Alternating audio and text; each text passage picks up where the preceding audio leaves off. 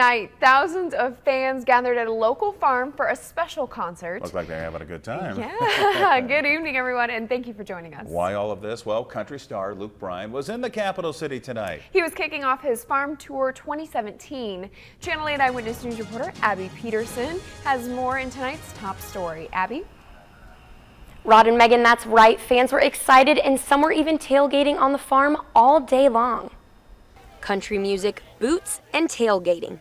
Benish Farm west of Lincoln was filled with all of those things on Thursday because Luke Bryan was in town. Just out for a good time. Sounds like a fun night out, and enjoy Luke Bryan. This kicked off Bryan's 2017 farm tour. Parking was available starting at 2 and the show started at 6 with opener John Party. It started to fill up pretty quick. The fields are pretty muddy, so we got stuck a couple times, but the buses did. Yeah, but we're here, rain or shine. Many people I spoke with all agreed that seeing the tour come to a Lincoln farm was exciting. It's a great thing for the agricultural community. Great thing for farm communities. Nebraska is a farming state. It's an agricultural state.